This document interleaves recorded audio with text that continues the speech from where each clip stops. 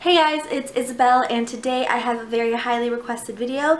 It is my eyebrow routine. My eyebrows have been through a lot with me. I've been through a lot with my eyebrows just because I've always messed with the shape ever since I was in middle school, and I do have very naturally full brows. From years of plucking and bad waxing jobs and bad threading jobs, they have been a little bit more sparse recently, sadly, in recent years. But for the most part, I do grow them out every now and then I just pluck them myself. So if you guys would like to see how I get these brows, then okay, so here are my brows, product free. Now they're a little bit covered by the concealer and foundation I have on right now, but can see that they are a little bit sparse, kind of like in the arch areas right here. I like to also lengthen my brows a bit, but you can see I have a pretty good shape. All I really do is, like I said, just kind of define the arches a little bit, lengthen them, and just fill in any sparse areas.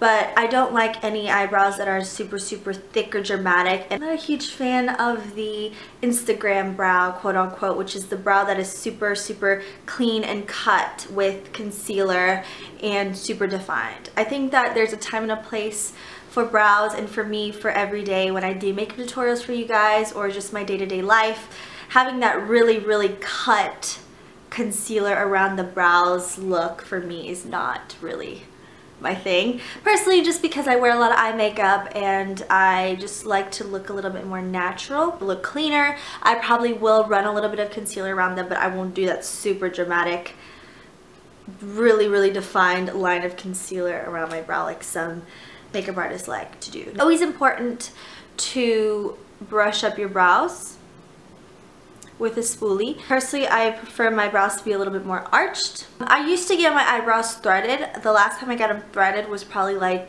3 months ago, so I don't get them threaded all the time. Now recently I have found that I like the shape of my brows, and I am kind of weary of people messing up my brows, because one time I did have this threading lady I used to go to, and she used to just kind of make this one thinner. As you can see, it looks thinner than the other one. The problem with this one is that the hairs in here don't really grow in as much as they do here. So I have a little bit of a patch here, which I like to fill in to make my brows go in a little bit deeper. They don't really go in that far, I would say. And also when I was younger, I used to pluck them too far in, and so it kind of grows a little bit sparser here. But it's nothing that a little bit of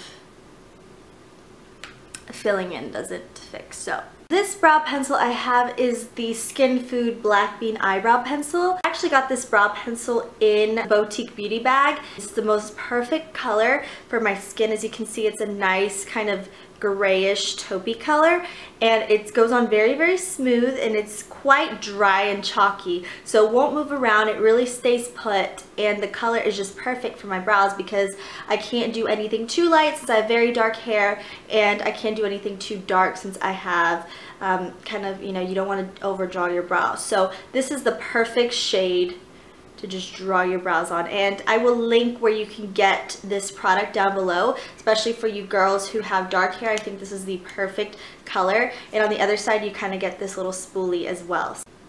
Draw the top of the brow, fill in the top of the brow where I want the arch, and then I kind of, because there's a sparse area over here, and I want to draw in. Just gonna drag it down just like this and lengthen it just a tad bit. It's a little bit too much, but I'm kind of overdrawing and over exaggerating, so you guys kind of get the idea. And then you can see here's a little bit sparse, so I just kind of lightly brush through. And then always in between strokes of the pencil, always use a spoolie just to kind of soften the lines you're making.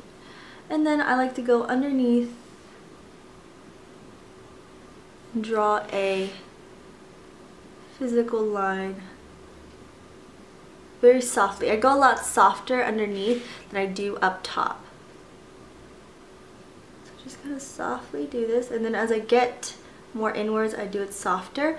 And then here, sometimes I will brush up, but if I want a more natural look, I will just brush all the product that I already have on.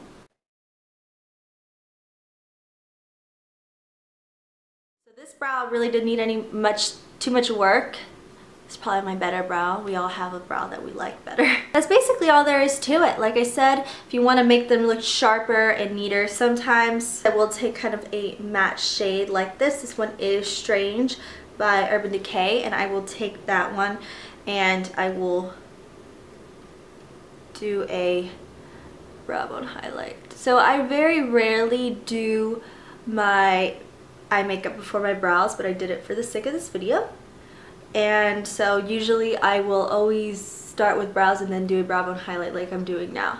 Or you can take concealer, like I said, like some people do, and kind of shape them up. But like I said, I like them pretty natural, and having brows like this just kind of frames the face. So you can see it literally took me no time at all to get this look. So as far as keeping them in place, I don't really use anything to keep them in place. If anything, if I feel like they're super unruly, I will put maybe like some hairspray on my finger or on a spoolie and just kind of go over them, and it'll keep them in place.